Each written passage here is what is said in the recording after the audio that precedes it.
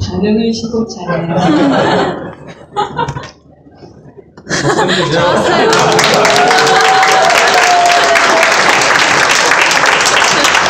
역시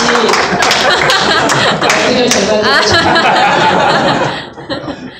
오늘 말씀 함께 받았습니다. 오늘 말씀 전해주실 분은 기독연구원 느헤미야의 김근주 교수님이시고요. 오늘 말씀은 형제 사랑과 단정할 일상에 대한 말씀 해주시겠습니다.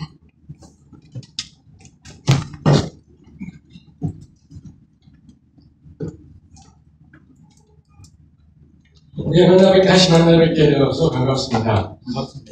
제 나름으로는 하여튼 이 데살로니가 전서 말씀을 쭉 보아가고 있습니다만, 우리 함께 하시는 우리 교우들께서는 뭐 한 달에 한 번 이 말씀을 듣다 보니 지난번에 들었던 데살로니가 전서랑 오늘 듣는 말씀이 크게 연관이 안 되어서 못 들을지 모르겠습니다.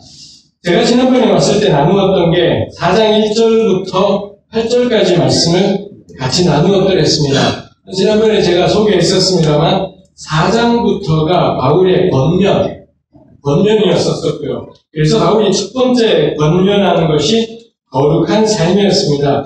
사실은 4장 1절에 보면 형제들아 라는 표현이 나왔고 너희에게 구하고 권면하노니 뭐 이런 것이 있고, 그 다음에 1절 끝에는 너희가 행하는 바라 더욱 많이 힘쓰라, 형제들아 권면한다 더욱 많이 힘쓰라, 이런 표현이 있고, 그 다음에 오늘 우리 읽었던 9절부터 11절에도 보면 11절에 10절에 그런 말씀이 있거든요. 10절에 보니 형제들아 권하노니 더욱 그렇게 행하라. 우리말로는 10절 끝에서는 더욱 그렇게, 제가 지금 개정판이라서 세 번역하고 좀 다르겠습니다만 10절 끝에도 형제들아 권하노니 더욱 그렇게 행하라가 있고, 우리말로는 약간 차이가 있지만 1절에도 형제들아 권하노니 더욱 많이 힘쓰라. 기록 개정은 1절에서는 많이 힘쓰라, 10절에서는 더욱 그렇게 행하라. 좀 다르겠지만 같은 표현이 있습니다. 그래서 뭐 그런 점에서도 바울이 지금 두 번째 권면을 하고 있구나라는 거예요. 바울이 이 환난 중에 있는 교회, 이 데살로니가 교회가 특히 극심한 환난이 있었다 그러지 않습니까? 뭐 그게 환난이 데살로니가 교회만이 아니라 초대교회, 1세기 교회 어디든 간에 공통된 특징이었습니다만, 극심한 환난 속에 있는 교회, 그리고 별 수 없이 두고 떠나왔던 교회를 생각할 때 바울이 그 교회 편지라는 이 글을 보내면서 3장까지 했던 게 격려였었고요. 얼마나 우리가 서로 사랑하며 살았던지 격려였었고, 그 다음에 4장부터 권면하는데, 환난 중에 교회를 향한 첫 번째 권면이 거룩한 삶이었더랬습니다. 거룩한 삶이라고 했지만 주된 포커스는 남녀관계였었어요. 남녀관계에 관한 이런 거룩한 삶 이야기를 했던 것이 있고, 그 다음에 당연히 어쩌면 논리적으로 당연한 것이죠. 9절에 나오는 두 번째 권면이 뭐냐? 형제 사랑. 그 다음에 11절, 12절에 나오는 두 번째와 연관되어 있겠습니다만 단정한 일상. 이게 바울이 환난 중에 있는 교회를 향해서 꼭 권하고 싶었던, 꼭 당부하고 싶었던 그런 내용이었습니다. 그래서 이 바울의 환난 중에 교회를 향한 권면이라는 이 그림을 생각하면서, 그 다음에 또 하나 제가 이 데살로니가 전서를 나누면서 힘차게 부탁드리는 것이 1세기 로마 제국이라는, 글쎄요, 로마가 그 이후로도 몇백 년이 존재했습니다만 1세기 로마야말로 가장 기세 등등한, 그 다음에 가장 젊다라고 해야 되는지요, 가장 쌩쌩한 그런 느낌의 로마가 있습니다. 그야말로 이 로마의, 천년 로마의 기틀이 놓여지는 시기가 이 1세기 로마일 것 같습니다만, 그 1세기 로마, 망해가는 로마이지 않았어요. 쇠퇴해가는 로마가 아니라 점점 더 후길승천의 기세로 이 자라가는 로마 속에 한 줌도 안 되는 기독교 공동체가 있는 겁니다. 이 엄청난 살아있는 로마 제국 속에서 한 줌도 안 되는 신앙 공동체가 어떤 식으로 존재할 수 있는지, 그 공동체에게 바울은 뭐라고 권면하는지 해서 1세기 로마라는 걸 계속 생각하면서 우리가 본문을 보면 좋겠다 싶습니다. 우리가 오늘 같이 볼 첫 번째가 형제 사랑이었습니다. 우리 세번역 성경은 좀 더 구체적으로 표현해서 교우들을 향한 사랑 뭐 이런 식으로 옮겼던 것 같습니다만 이 개혁 개정편이 형제사랑이라고 한 게 형제사랑이 헬라말로 필라델피아 미국에 그런 도시가 있기도 하고 그러지 않습니까? 그리고 오늘날에 이 필라델피아라는 말이 동성애적인 어떤 코드가 그 말 속에 들어있기도 하기 때문에 더 항의들이 더 생겼습니다만 바울이 이야기할 때 그런 걸 잊지 않겠죠. 필라델피아가 형제에 대한 사랑. 이 말이 참 특이해서 형제에 대한 사랑이다 보니 이 개혁 성경이 형제라는 말을 계속 쓰고 있지만 말 그대로는 형제 간의 사랑일 수도 있겠고 자매 간의 사랑일 수도 있겠습니다. 영어 성경들은 안 그러려고 하지만 개혁 성경은 4장 1절이나 4장 10절에서 형제들아라고 자꾸 부르지 않습니까? 헬라말로 남자들끼리를 가리키는 형제라는 말이 형제들이라는 말이 있어서 개혁이 또 번역들이 그렇게 번역하지만 당연히 여기에 포함된 건 초대 교회 내에 있던 여성 교우들도 당연히 포함된 것인 거겠죠. 그래서 요즘의 번역들은 그런 성차별적인 말들을 빼고 형제, 자매, 여러분 뭐 이렇게 번역을 하기도 하지만 이 필라델피아라는 단어도 개혁 성경이 형제 사랑이라고 번역했지만 당연히 형제에게만 국한되는 건 이진 않겠죠. 이게 특이해서 개혁은 형제 사랑이라고 번역하지만 사실 이 필라델피아라는 헬라말 단어 자체는 여성형 명사이기도 해요. 형제 사랑이라고 번역하지만 단어 자체는 여성형. 왜 고대 그리스인들이 이런 말들을 주로 추상명사들은 거의 대부분이 여성형 명사예요. 진리니 사랑이니 이런 여기 필라델피아 이런 것도 그렇고 이런 것들을 다 여성형으로 하는 걸런지요. 형제들은 이런 추상적인 생각을 못할 것 같다라고 생각을 했던 건지 아니면 모르겠습니다. 왜 그렇게 했는지 모르겠지만 개혁이 별 수 없이 형제 사랑이라고 번역했고 그랬지만 정작 이 단어 자체는 여성형이기도 하고 그래서 성을 뛰어넘는 것이 바울이 지금 이야기하고 싶은 형제 사랑이라고 하겠습니다.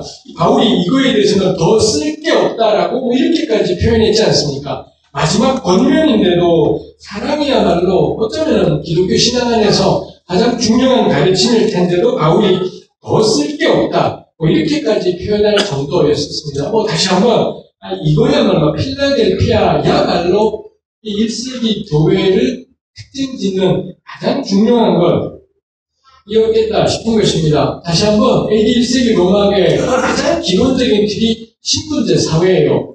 자유인인 시민들을 통해 이 모든 로마라는 것이 이루어지는 거고 이 로마를 가능하게 하는 게 그 밑바닥에 깔려있는 노예들이 있고 그런 건 있지 않겠습니까? 그 다음에 가부장제가 인류 역사 내내 지금까지도 존재하지만 그 가부장제 질서라는 것, 남자가 머리이고 여자가 그 안에 복종해야 된다는 것, 이게 가장 또 강력하던 시대가 로마이기도 했다라는 겁니다. 이 고대 그리스 로마가 이런 식의 가부장제 문화, 가부장제 문화라는 게 남자 위주의, 성인 남자 위주의 문화라는 게 압도적이던 세상이었다라는 것입니다. 그런데 이 1세기 교회가 그 로마 제국 속에 살면서 서로를 향해 형제 자매라고 부르는 것입니다. 그 안에는 신분의 격차들도 있었겠고, 지배계층, 피지배계층, 시민, 노예, 그 다음에 남자, 여자, 온갖 사람들이 1세기 교회 안에 다 있었지 않겠습니까? 근데 이 교회가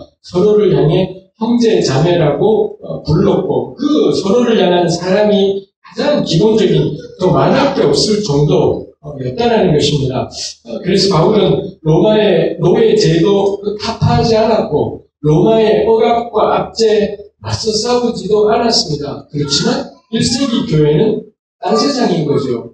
1세기 교회는 제가 지난번에도 나누었었습니다만 로마 황제를 쫓아내고 유대인 황제가 다스리면 좋은 세상인 거냐, 일본 제국주의자들을 몰아내고 한국인인 이 지배자가 존재하면 좋은 세상인 거냐. 바울은 그걸 위해 싸우지 않습니다. 예수님도 마찬가지인 거죠. 이 지배 세력의 교체를 통해, 권력의 교체를 통해 정말로 만들고 싶은 게 뭐냐?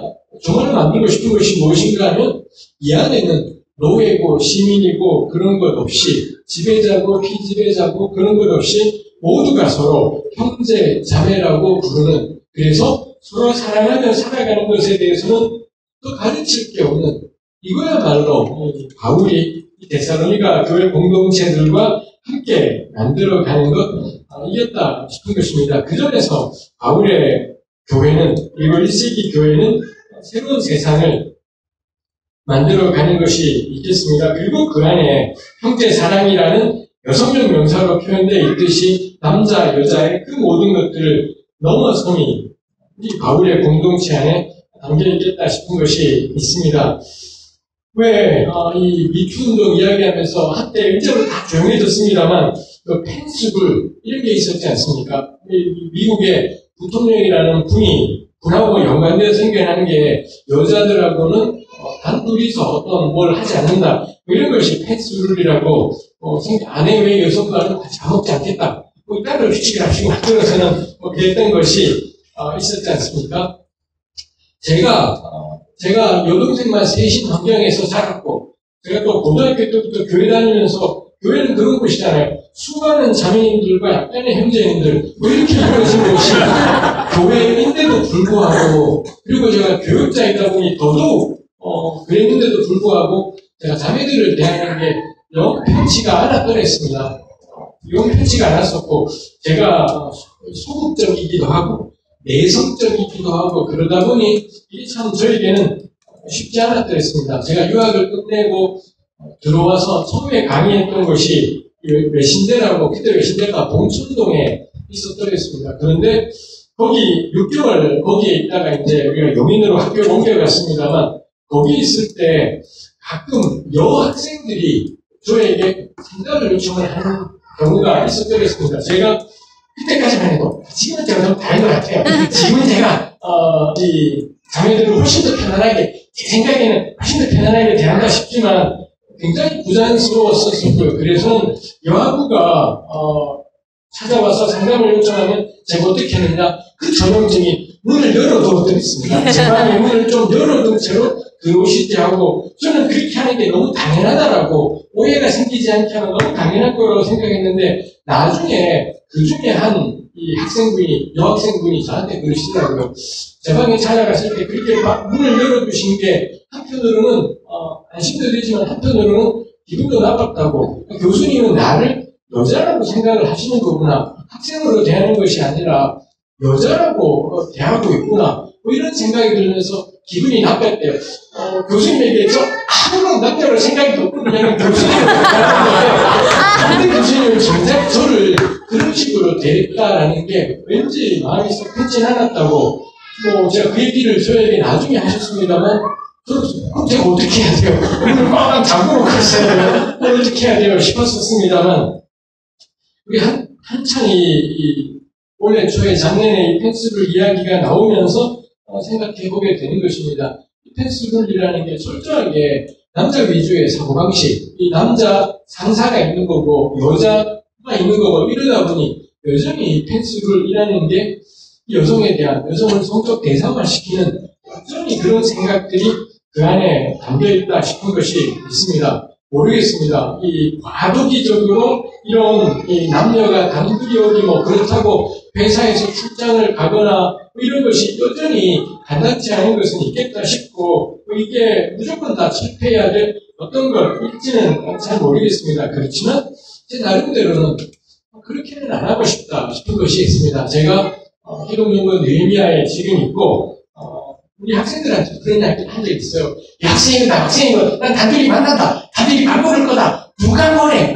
이렇게 이야기했던 적이 있지만, 실제로 자매님들이 저보고 교수님 저랑 같이 밥 먹어요. 그런 적은 한 번도 있었지 않았기 때문에, 말만. 제가 속해 있는 또 하나의 직장인 일산윤회교회 청년들한테도 저 자매들하고 단둘이 밥 먹는 거 같이 먹을 테니까 언제든 신청하세요. 아무도 신청하잖아요. 아무도 신청하지 않습니다만, 원칙적으로 우리가 생각해야 될 게 이 필라델피아를 보면서 생각을 하는 겁니다. 가장 중요한 건 서로를 주안의 형제 자매로 대하는 것, 이게 가장 우리가 도달해야 될 근본적인 것이겠다 싶은 것입니다. 그러면서 저에게 또 생각이 나는 것이 바울은 정작 쓸데없다라고 했지만 저는 이 필라델피아를 보고 뭔가 생각이 다 나는 것입니다. 우리 창세기 1장 27절에 그 말씀이 있잖아요. 하나님이 그의 형상대로 사람을 만드시되 남자와 여자를 창조하시고 뭐 이런 구절이 있지 않습니까? 그 구절이 여기저기 인용이 되면서 이 부부에 대해서나 가정에 대해서나 뭐 이렇게 계속 근거 구절로 쓰이는 것이 있습니다. 그리고 저도 역시 하나님의 형상 이야기할 때 하나님의 형상이라는 말이 여러 가지가 의미가 있겠지만 그 중에 하나가 뭐냐? 남녀로 창조하십니다. 라는 이야기를 하고 근데 저는 한 걸음 더 제가 한 걸음 더라고 말하기는 그렇지만 그 다음에 제가 꼭 더 추가해서 말하는 게 남녀로 창조하셨다라는 것에만 초점을 맞추면 그 다음에 100% 나오는 이야기가 그래서 하나님이 가정을 지으셨다.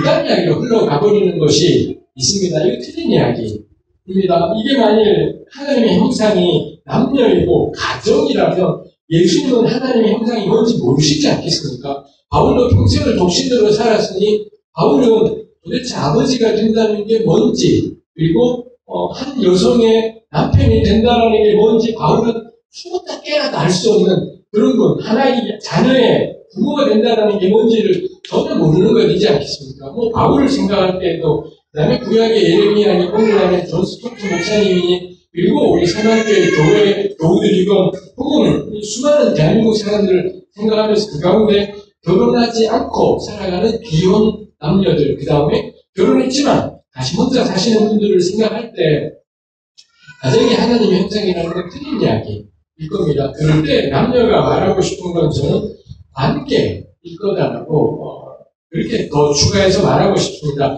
1장 27절이 특이한 게 우리말로는 명료하지 않지만 히브리말로 그렇게 되었습니다. 하나님이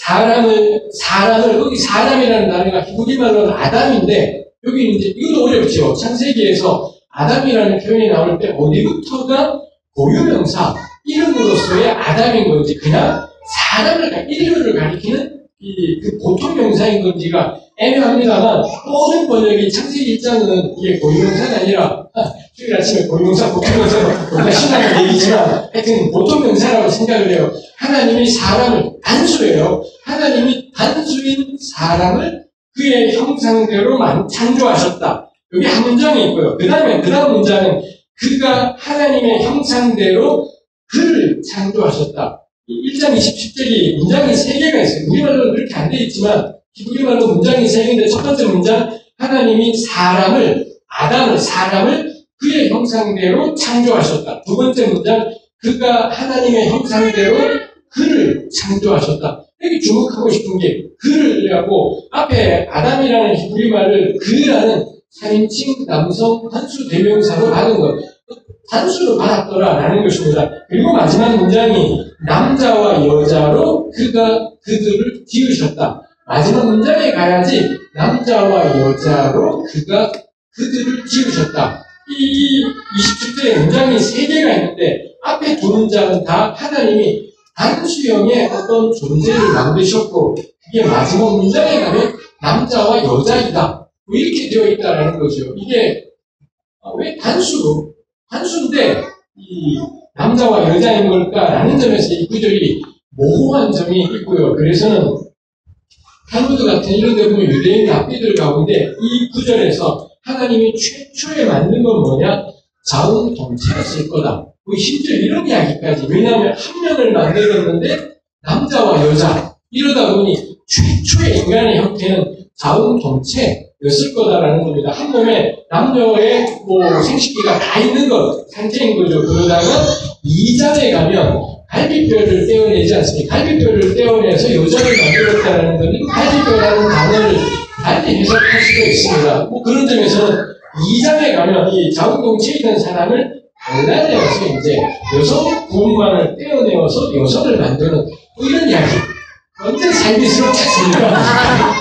이거 가지고 종교적인 이야기를 완전 살비가 되어버리는 거고요. 이제 학문적인 관심사로 그럴 수 있겠다 싶은 것입니다.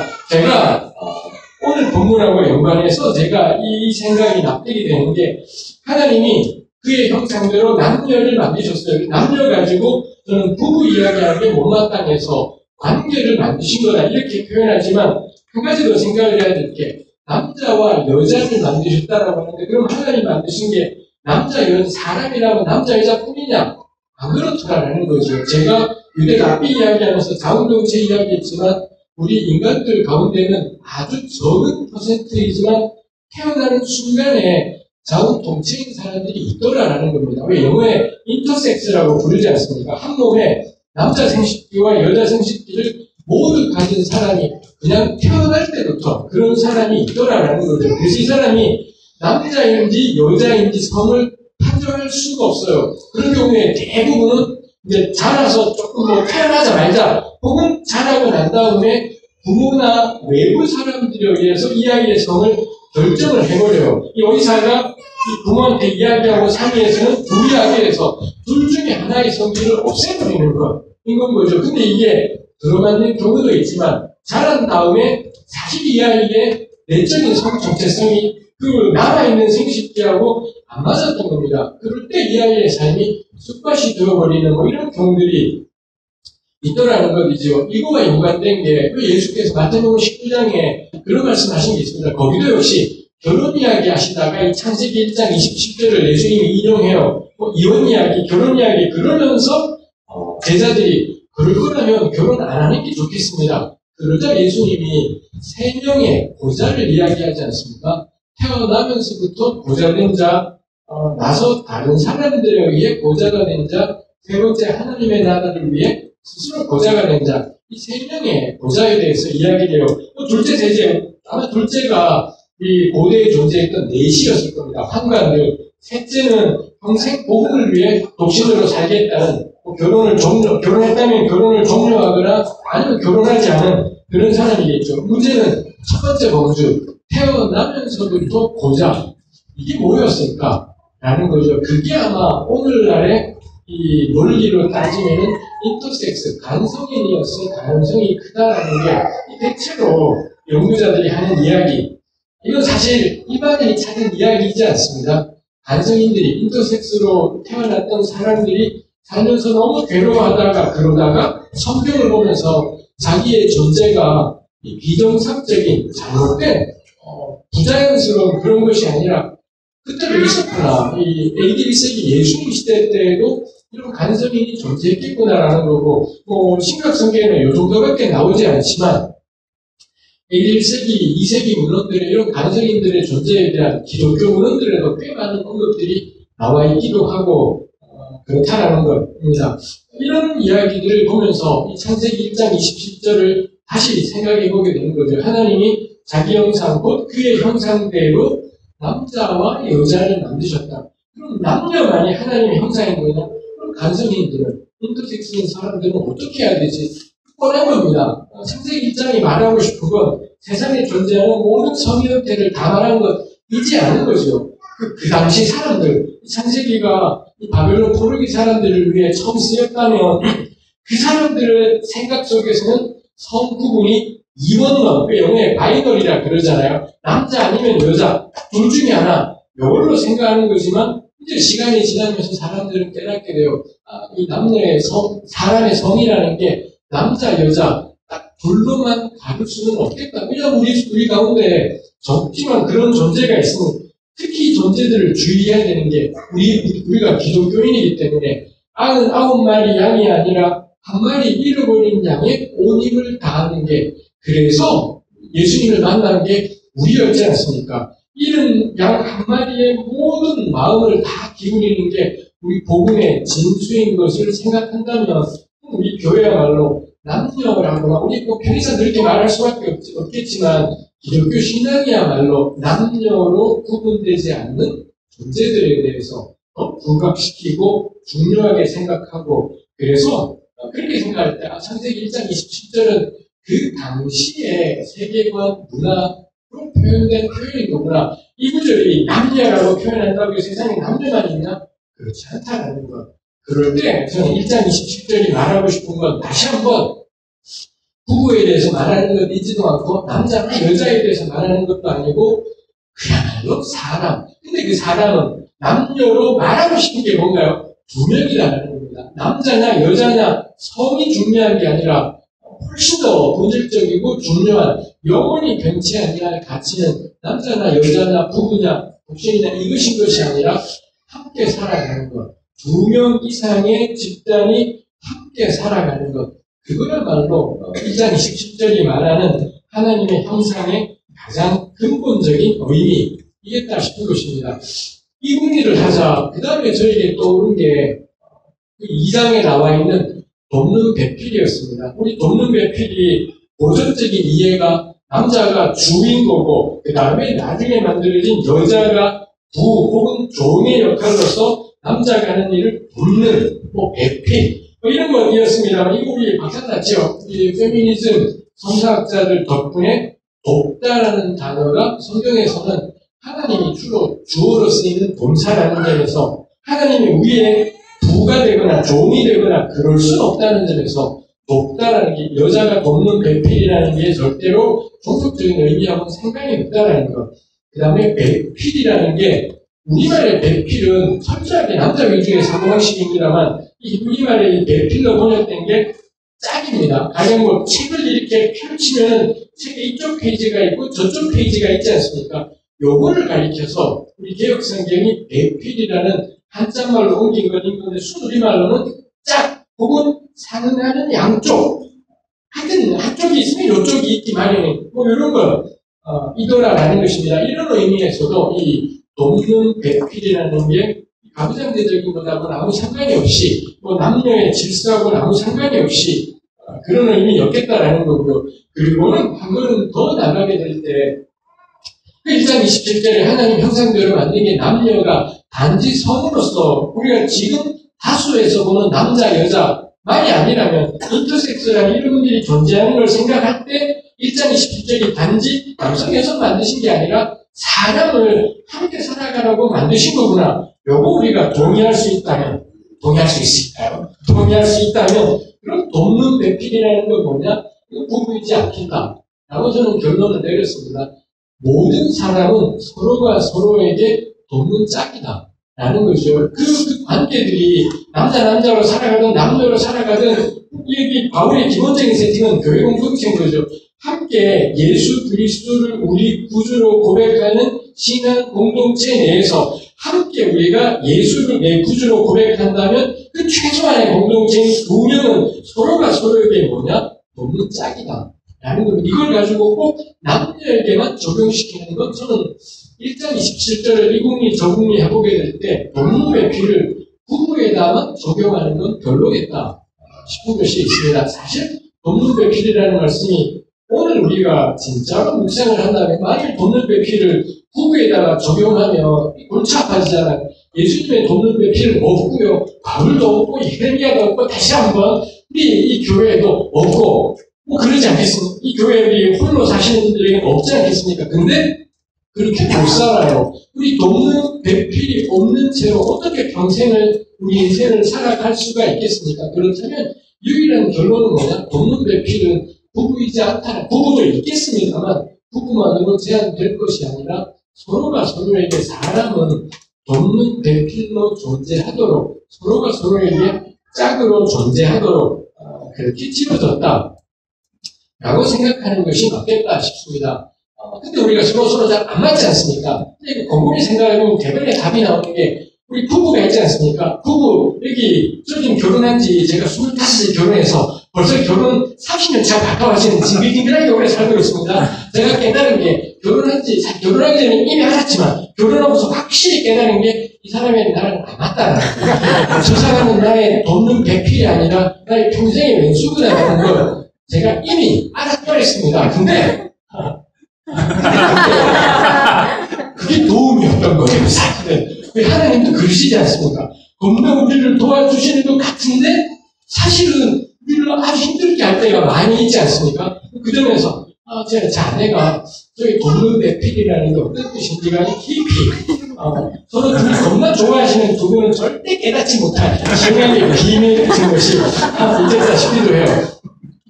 그런 점에서 저희 돕는 배필이라는 게 근본적인 적용은 신앙 공동체를 향한 적용이겠다라고 생각을 해요. 우리 서로 안 맞는 게 있지만 복음만도 안 맞겠습니까? 서로 충돌되는 것이 있겠습니다만 저는 같은 교회에 존재한다는 것, 서로가 서로에게 돕는 짝으로 존재한다는 것. 우리 교우들이 있기 때문에 누가 있기 때문에 내가 있는 거고 그 사람이 있기 때문에 내가 하나님의 형상다워지게 되고 이 공동체가 있기 때문에 내가 제대로 설 수가 있고 그게 이 돕는 배필 말씀의 의미이겠다 싶습니다. 그래서 이 형제 사랑에 대해서 제가 내리는 결론입니다. 우리에게 필요한 건 펜스룩이 아니라 형제이건 자매이건 남자이건 여자이건 혹은 어떤 정체성을 가진 사람이건 그건 상관하지 않아요. 그건 하나도 중요한 일이지 않을 겁니다. 우린 서로가 서로에게 도움이 되는 존재라는 것, 그러라고 우리는 같이 존재하는 거고 그렇게 엉키라고 함께 살아가는 것. 그래서 그게 우리가 기억해야 될 것이겠다 싶습니다. 이 바울이 형제 사랑에 관해서 너희에게 쓸 게 없음은 너희들 자신이 하나님의 가르치심을 받아 서로 사랑함이라 라고 했지 않습니까? 그 다음에 제가 궁금해진 게 너희들 스스로 하나님의 가르치심을 받았다 그러지 않습니까? 바울이 또 가르칠 필요가 없는 게 이미 하나님의 가르침을 너희가 직접 받았기 때문에 이렇게 설명을 하시는 겁니다. 아니 그럼 데살로니가 교회 교우들은 어떻게 하나님의 가르치심을 받을 수가 있었던 거지? 정말 우리가 늘 사모하고 꿈꾸는 하나님이 친히 등장하셔서 뭐라 알려주시고 그랬던 건가? 근데 바울이 일찍 그런 것들을 강조하지는 않았다라는 것입니다. 해서 제가 이 구절을 보면서 생각하게 되는 게 두 가지가, 첫 번째는 바울이 하나님의 가르치심을 직접 받았다라고 말씀하시는 게 성령의 인도하심, 왜 우리가 정말로 하나님이 기뻐하시는 것이 무엇인지를 귀 기울이려면 우리 안에 계신 성령의 인도하심을 사모하고 구하는 것이 있지 않겠습니까? 성령께 귀 기울이는 사람이라면 형제 사람이라는 것이 얼마나 이 근본적이고 중요한 것인지를 깨달았을 거다. 그래서 바울이 9절에서 하나님의 가르치심을 받았다라고 표현하는 것의 첫 번째가 성령의 이끌리는 공동체, 성령의 인도하심 가운데 살아가는 한 사람 한 사람의 그리스도인, 그걸 이야기한 것이겠다 싶고요. 그 다음에 두 번째는 굳이 하나님이라고 표현을 했다는, 하나님의 가르치심이라고 표현했다는 점에서 저는 이게 구약 성경을 가리키는 것이지 않을까 생각을 했습니다. 우리가 구약이라고 부르는 거지, 바울과 데살로니가 교회에게는 유일한 성경이죠. 그들이 가지고 있던 유일한 성경책, 결국 구약 성경이라고 오늘 우리가 부르는 그 성경책이 말하는 가장 근본적인 메시지가 뭐냐? 서로 사랑하라 라는 너무 당연한 메시지라는 점에서 아마도 바울도 데살로니가 교회도 이 성경책, 구약 성경을 열심히 읽었을 거고, 당연히 그 읽은 결과가 뭐냐? 형제 사랑. 이걸 바울이 너희들 스스로 하나님의 가르치심을 받았다, 이렇게 표현한 것이라고 생각을 합니다. 그래서 형제 사랑은 좀 그렇게 정리를 해서 우리 세만 교우들과 나누고 싶어요. 형제 사랑은 어떤 것이냐? 성령의 음성에 귀를 기울이게 될 때 모든 그리스도인이 당연히 도달하게 되는 지점이 어디냐? 누군가가 성령의 인도하심을 받는다면 서로 사랑하며 살게 돼요. 근데 그 형제가 누구이든지 간에, 그 형제가 어떤 사람이든지 간에 성령의 인도하심을 받게 되면 거기에 도착하게 된다 싶어요. 근데 여기에 도착하지 않았다? 성령이지 않을 거다. 그렇게 성령의 은혜가 사랑이기 때문에 당연한 이야기이겠다 싶은 것이 있습니다. 그 다음에 또 하나가 구약이라는 성경책을 정말로 우리가 잘 읽어 나가고 하나님의 지혜를 구한다면 하나님이 이 성경을 통해, 구약 성경을 통해 가르쳐 주시기를 기대하며 성경을 읽어 나간다면 또 당연히 도착하게 될 지점이 어디냐? 형제 사랑이라는 거죠. 제가 늘 강조하고 나누고 싶은 것이지만 구약은 배타적인 책이지 않다는 것, 편협하고 배타적이어서 이스라엘만 챙기고 유대인만 챙기고 아무 생각이 없는 바울의 이런 깨달음들이나 이런 고백들은 구약이라는 책을 읽으면 좁아지는 것이 아니라 옹졸해지는 것이 아니라 이 형제 사랑이라는 이 넓고 넓은 바다에 도착하게 된다죠. 개인적으로는 그렇게 붙어보고 싶기도 해요. 제가 옛날에 신학교를 장신대를 다녔더랬습니다. 장신대 신대원 다니면서 느꼈던 게 장신대가 학교 자체가 좀 크다 보니 구약 교수님이 그때 5분이 계셨고 신학 교수님이 5분이 계셨더랬습니다. 제가 장신대를 MDB 신학대학원부터 시작해서 신학 석사과정 심지어는 구약학 박사과정도 제가 장신대를 들어가서 다녔더랬습니다. 근데 교회를 열심히 다니느라 공부를 하도 안 해서 제 지도 교수님이 너 인생길을 살지 마라 해서는 애시 때려쳐보는 유학을 가보니 그랬더랬습니다. 그래서 장신대를 10년을 다녔습니다. 10년을 다니면서 깨달은 게 구약 교수님들의 폭은 너무 넓은데 신학 교수님들은 제 생각에는 좁았다는 느낌이 저에게 있었습니다. 그리고 그때는 저희 선생님들이기 때문에 제가 함부로 말할 수는 없고요. 지금 장신대에 계신 구약학, 신학학 교수님들은 저희 선생님들은 다 은퇴하셨기 때문에 없습니다. 좀비들이거나 한두 해 약간 위에 선배거나 약간 밑에 후배거나 그래요. 자신있게 이야기해요. 지금 장신대 구약 교수님들은 넓어요. 아량이 있고 관대해요. 장신대 신학 교수님들 전 세계 최대 입점생이들이 몰려옵니다. 안목도 좁고 시각도 좁고 정말 아시지 않습니까? 제 개인적인 견해지 이게 무슨 진리 같은 게 있겠어요. 제 생각에는 그렇다 싶어요. 제가 살면서 신학 교수님인데 폭이 넓은 분 거의 본 적이 없고요. 한 2명 정도 계신 분이 권영경 교수님하고 조성민 교수님하고 정도지 나머지는 잘 모르겠다 싶어요. 근데 구약 교수님이 폭 넓은 분, 안 넓은 분을 꼽기가 너무 힘든 이런 거 하나 있겠다 싶습니다. 농담처럼 이야기합니다만 구약 성경을 읽게 되면 반드시 도달하게 되는 지점이 어디냐? 형제사랑, 서로 사랑을 살아가게 되는 것. 더 가르칠 게 따로 없을 정도로 그 누구이든지 간에 서로 형제님, 자매님이라고 부르면서 공동체 안에 어떤 사회적인 처지든 어떤 성적 정체성이든 모든 상관없이 그렇게 서로 사랑하며 살아가게 되는 것. 이겼다라고 생각하는 거죠. 10절에는 너희가 온 마게도냐 모든 형제들에 대하여 이렇게 행하고 있다고. 모르겠습니다. 데살로니가 교회가 어떤 식으로 온 마게도냐 교회 형제들을 향해 서로 사랑을 행했던 건지 자세하게 모르겠습니다. 아시는 것처럼 마게도냐는 좀 더 큰 지명인 거고 마게도냐라는 지역 안에 빌립보, 데살로니가 이런 도시들이 속해 있는 것인 거죠. 즉, 이 데살로니가 교회는 마게도냐 지경에 있던 한 교회였던 건데 근데 그 한 교회가 전체 마게도냐 교회 형제들을 향해 이 형제의 사랑을 실천했다라고 그걸 바울이 이렇게 칭찬하고 있는 내용이 있더라는 것입니다. 도대체 어떤 방식으로 뭘 했는지 모르겠습니다.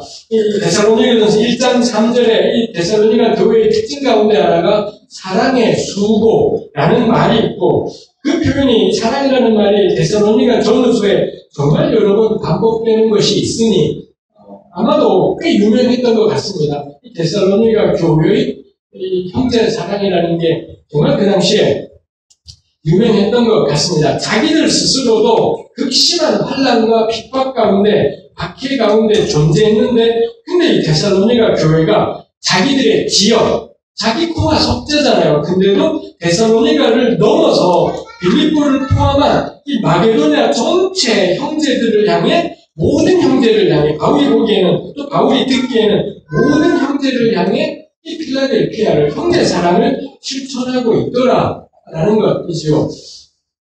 다시 한번 또 생각해 보게 되는 게, 이 AD 1세기 교회들의 사랑이라는 것은 지역도 넘어버리죠. 자기네가 사는 지역은 데살로니가였던 건데, 근데 그 지역을 훌쩍 뛰어넘어서 마게도냐 지경 전체 교회들을 향한 이 초대 교회, 데살로니가 교회의 사랑이 있더라라는 것입니다.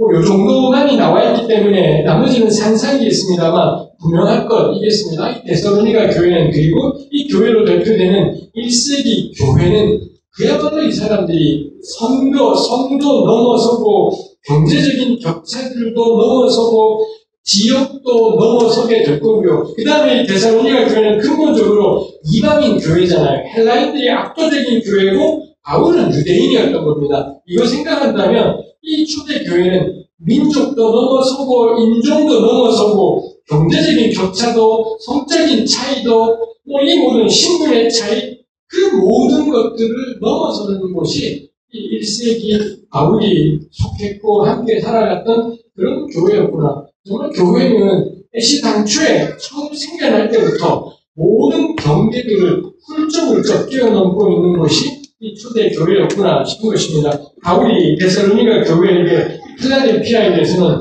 더 말할 게 없었고 10절에 너네 정말 이렇게 살아왔고 10절 마지막에 형제들아 권하노니 더욱 그렇게 행하라 이렇게 권면하는 것을 볼 수가 있습니다. 바울이 박해중의 교회에게 권하고 싶은 두 번째가 형제의 사랑, 더 열심히 사랑하는 것, 더 열심히 그 사랑의 폭이 넓어져가고 자기 앞가림만 하며 살아가는 것이 아니라 이 지경을 넘어, 인종을 넘어, 그 모든 차이들을 넘어 쭉쭉 넓어져가는 것. 이게 1세기 교회였다라는 것입니다. 제가 계속 상기시키고 반복하고 그러는 것입니다만 바울은 교리 가르치지 않아요. 교리를 가르치는 게 아니라 이론을 가르치는 것이 아니라 1세기 교회로 하여금 다른 집단으로 그 당시 상황 속에서 존재하는 것이 있지요. 그래서 1세기 교회의 전도는 분명히 그랬겠죠.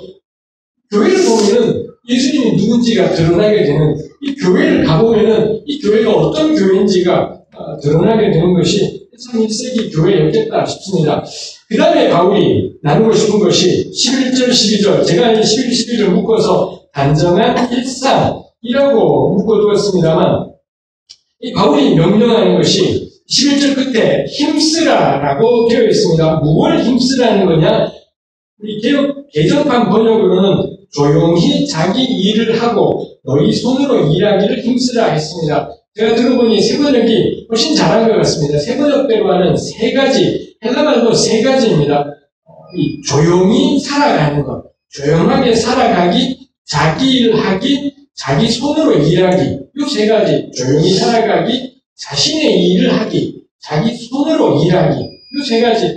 그래서 개혁처럼 합치면은 조용히 자신의 일을 하기, 그 다음에 두 번째는 자기 손으로 일하기, 이렇게 모아볼 수도 있겠다 싶습니다. 바울이 이런 권면을 한다는 건 뒤집어 생각하면 왜 조용히 자신의 일을 하라, 왜 이런 권면을 했겠습니까? 아마 데살로니가 교회 내에 자기 일은 제대로 돌아보지 않은 채 남의 일에 참견해서 감나라, 배추나라 이런 사람들이 교회 안에 있었겠구나 라는 거죠. 그 다음에 두 번째, 제 손으로 일해라라는 걸 왜 강조하겠습니까? 이것도 데살로니가 교회 내에 제 손으로 일하지 않고 남에게 신세지는 걸 당연하게 여기는, 남에게 도움받는 걸 당연하게 여기는 그런 사람들이 있었겠다라는 것입니다. 여기 11, 12절에 나와 있는 권면은 데살로니가 후서에도 나와요. 후서 3장 6절 이하에도 바울이 여기에 나온 것하고 거의 비슷한 표현을 사용해서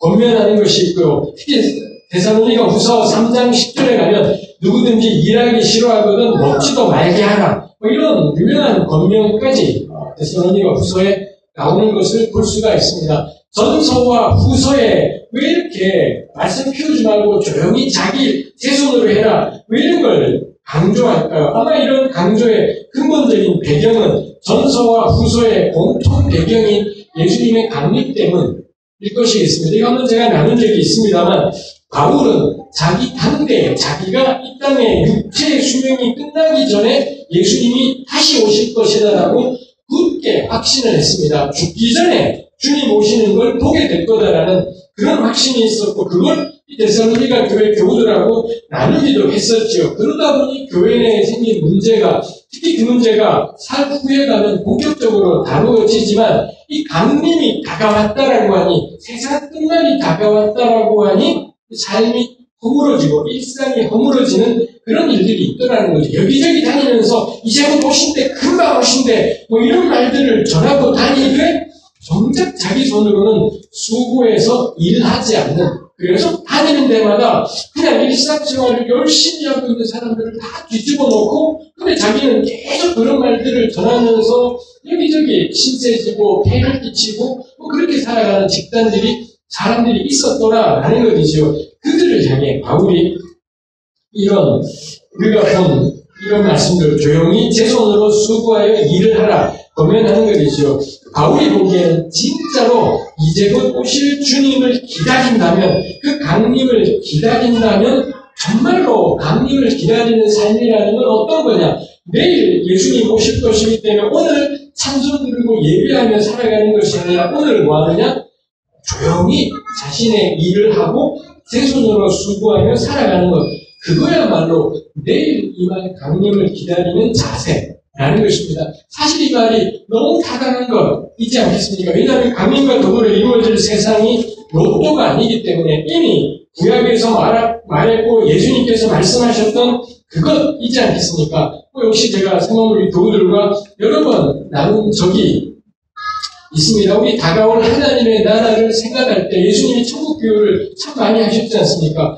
그 나라를 생각한다면 지금 우리가 해야 될 게 뭐겠습니까? 제가 대표적으로 이야기한 게 왜 포도 품꾼의 비유, 누구는 새벽까지 고용이 되고 누구는 뭐 가장 늦게 고용이 되는데 똑같이 한 데나리온을 받지 않습니까? 그럼 이 땅에서 해야 될 일이 뭐냐면 나중에 죽은 다음에 천국 가도 저는 그럴 거라고 생각해요. 어떤 사람은 능력이 대단해서 새벽같이 일을 하는 사람이 있는가 하면 어떤 사람은 능력이 그리 있지 않아서 가장 마지막에 가서 눈꽃같이 일하는 사람이 있어요. 근데 집에 돌아갈 때는 똑같이 한 데나리온 노동자의 하루 품삯 이걸 받더라는 거죠.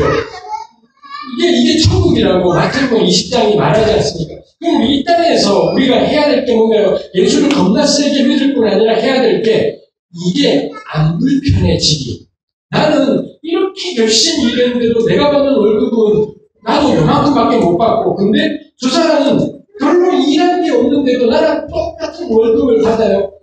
이게 불편한 사람들은 천국 가서는 안 된다라고 이야기하는 거예요. 천국은 문제가 이 땅에서는 잠깐이잖아요. 천국은 뭔가요? 안 죽어요. 죽을 때까지. 근데 그 죽을 때 먹지 않습니까? 안 죽고 계속 맨날 보는 꼴이 하루 왼종일 땀 흘려 일하는 나랑 가장 마지막에 와서 끝까지 일한 저 사람이랑 똑같은 하루 일당을 받는 게 이게 불편한 사람은 천국에서의 하루하루가 고통이고 괴로움이고 그러지 않겠습니까? 저 그분들에게 권해요. 절대 예수 믿지 마시라고. 예수 믿고 천국 갔다면 진짜 골치 아프고 너무 긴 세월을 너무 고통스러운 속에 살아야 된다고. 그럼 이 땅에서는 뭘 해야 되냐? 이거 안 불편해지기. 이게 괜찮아지고 이게 납득할 수 있는 세상이 되고, 근데 그런 속에서 나는 왜 아침부터 땀 흘려 일해야 되는 거지? 이거 이 땅에서 이 모든 성질을 안 바꾸면 다른 천국 가는 미친 지경일 겁니다. 이 성질을 가지고 살 거면 사람들 그러잖아요. 지옥에 가시라고. 지옥은 뭐냐? 지 능력대로 인정받기 때문에 잘난 놈은 기침이 버는 거고요. 조금이라도 물음에 개박살이 나는 거고, 그래서 미치도록 뛰지 않으면 늘 개박살, 잠시나 뒤처지지 않게 죽도록 달려야 되는 세상. 이건 지옥일 겁니다. 근데 능력대로 대접받는 세상을 원한다면 지옥에 가시는 게 100번 편하지. 괜히 예수님과 천국 갔다가 겁나 번거롭고 사는 게 너무 고통스러운 것이겠다 싶습니다. 근데 예수님 오신대요. 그럼 오늘 뭐 해야 되겠습니까? 이거 바꿔야 돼요. 천국 윤리로 내 일상을 살아가는 것. 그 땅에서 이루어질, 우리 성경에 보면 나오는 거 있잖아요. 이월이면 함께 뛰어노는 세상, 보습과 낮의 나라, 이거 있지 않습니까? 그럼 지금 이 땅에서 이거 훈련해야 돼요. 근데 우리는 예수 믿고 죽으면 부활해서 천국 가면 우리 못된 성품이 한 방에 바뀔 거라고 생각해요. 성경에 그래져 있지 않잖아요. 그렇게 안 되어 있지 않습니까? 그럼 이 짧은 삶 동안, 이 덧없는 삶 동안 모든 날 해야 될 게 뭐냐? 내 성질 바꾸기, 내 성품 바꾸기, 내 몸의 곳곳마다 하나님 나라 윤리로 채워가기, 하나님 나라 가르침과 질서가 내 일상이 되고 내 삶의 호흡이 되고, 이거 이 땅에서 훈련하지 않으면 그 사람은 막판에 가서는 교회를 접는 게 옳다고 끝까지 30년 믿었는데 이게 결국 안 바뀌어요. 그럼 그때 가서 고민해야 돼요. 내가 이 예수를 계속 믿을지 아니면 접고 그냥 이 땅이 전부라고 생각하며 살아야 될지 그때 결정해야 되는 것이 있겠다 싶은 것입니다. 그럴 때 전 11절, 12절 말씀이 납득이 되었습니다. 진짜 강림을 기다리는 삶은 어떤 삶인가요? 조용히 제 손으로 수고하며 자기 일을 하며 살아가는 삶. 이게 정말 강림을 기다리는 삶이겠구나 싶은 것이 있습니다. 이 특이한 게 11절 마지막에 힘쓰라라고 되어 있지 않습니까? 힘쓰라이지만 이게 그냥 힘쓰다가 아니라 왜 영어에 aspire 이런 데 잘 쓰지 않는 단어가 있습니다. 열망하다 인건고요. 그러다 보니 어떤 영어 번역들은 ambition, 야망이라고 보통 번역하지 않습니까? 그 단어까지 make ambition 뭐 이렇게까지 번역을 하는 그 단어예요.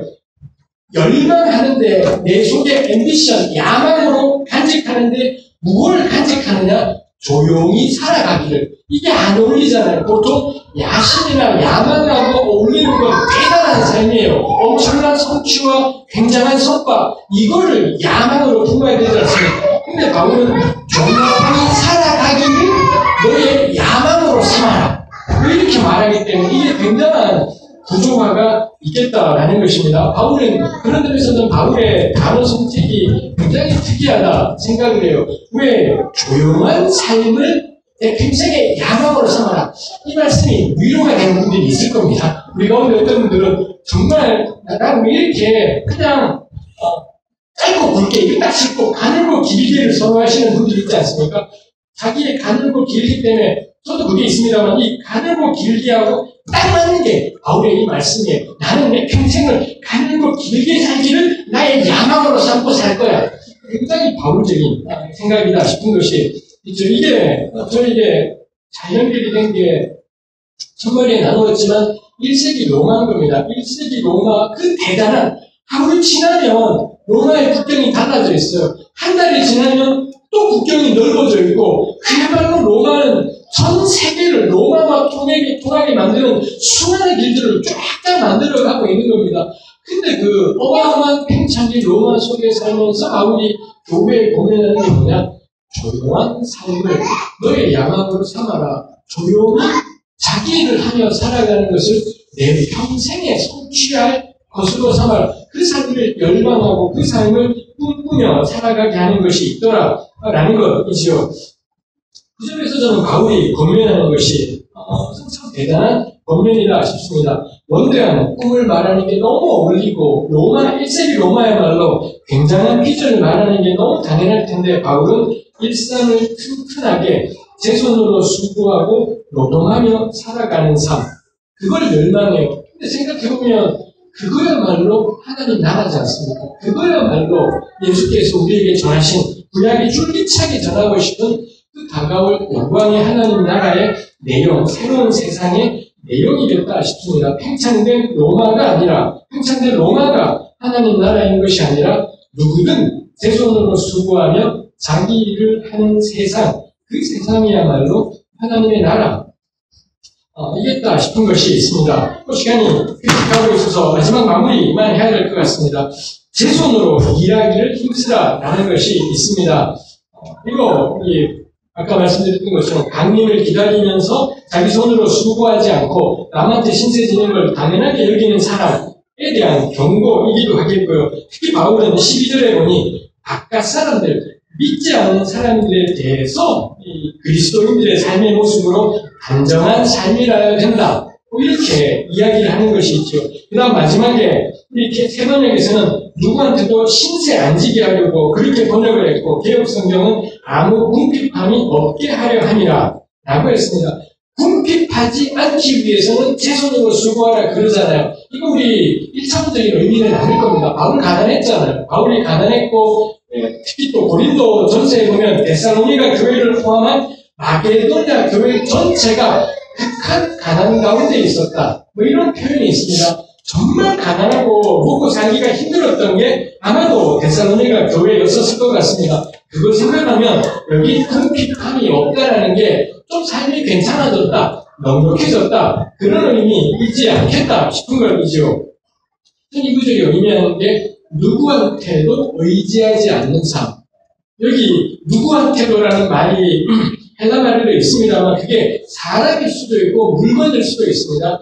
제 손으로 수고하여 지목세일을 감당하며 살다 보면 어떤 물건에도 다들 저 정도의 물건은 다 가지고 있어요. 근데 조용히 자기 일을 하고 제 손으로 수고하며 살아가지 않습니까? 그러면 깨닫게 돼요. 난 저 물건 없어도 되겠다라는 겁니다. 남들 다 A1세기 로마 안에 이 정도의 물건들은 집에 다 갖추고 있는 건데, 근데 어떤 물건에도 괜찮아. 이게 된다라는 거고요. 그 다음에 그 단어가 사람을 가리킬 수도 있어요. 어떤 사람한테도 이 정도 사람은 알아둬야지 내 인생에 도움이 되고, 이 사람하고 좋은 관계가 돼야지 내 앞길에 도움이 될 텐데, 조용히 제 손으로 수고하 일하다 보면, 사람한테 매이지 않게, 그 사람 없어도 되겠다.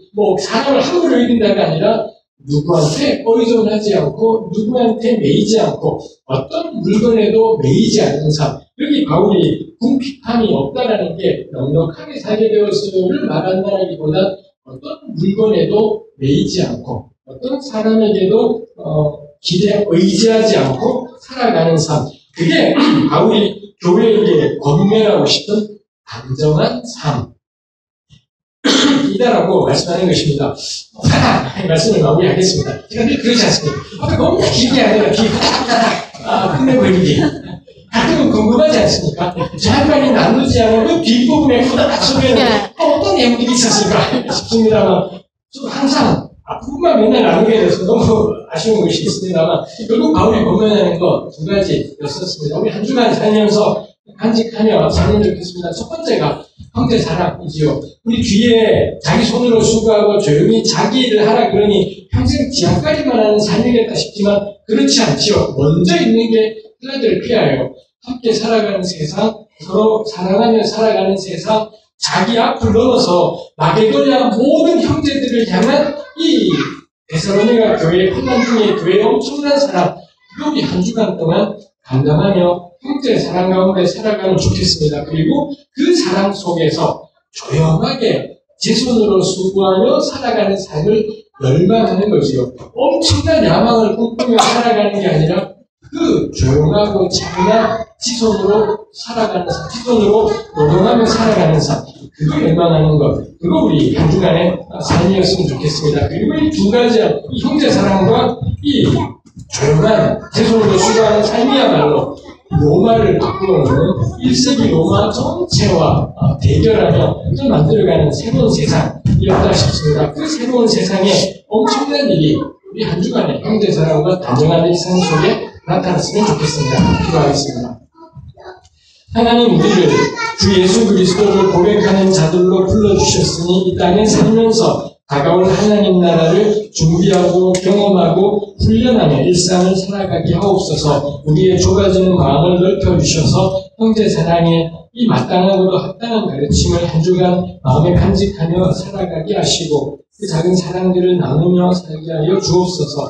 하나님, 우리가 우리에게 맡겨진 이 일들을 일상 속에서 조용히 수고하고 제 일을 하고 제 손으로 수고하는 부지런한 하나님의 사람들, 그래서 다른 어떤 것에도 다른 어떤 사람에게도 의존하지 않는 그런 하나님의 사람의 단정함을 지키며 살 수 있게 하여 주옵소서. 예수님의 이름으로 기도합니다. 아멘.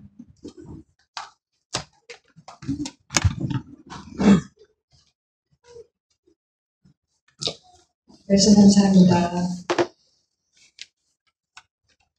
제 개인적인 고백을 하자면요. 이 예배 인도를 하니까 제 마음대로 얘기할 수 있어서 좋네요. 저는 사실 그 형제자매라는 말을 별로 안 좋아하거든요.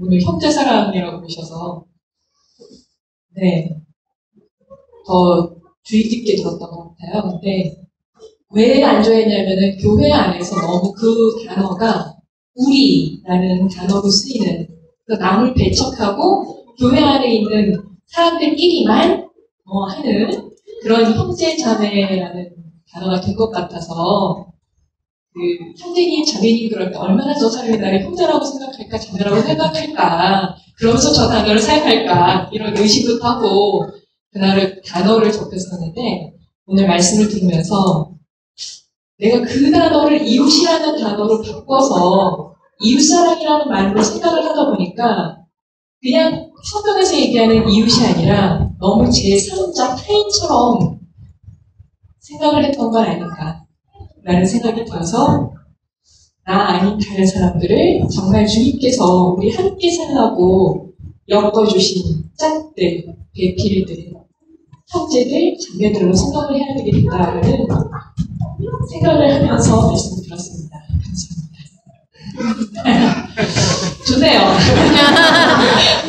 앞에서 내 마음대로 마치니까. 공동체를 위한 기도 함께 나눌 텐데요. 제가 이 공동체를 위한 기도를 이렇게 좀 한 가지 제안을 하고 싶은 게, 사실 우리가 공동체를 위한 기도를 하면서 이 기도를 다 마음에 품고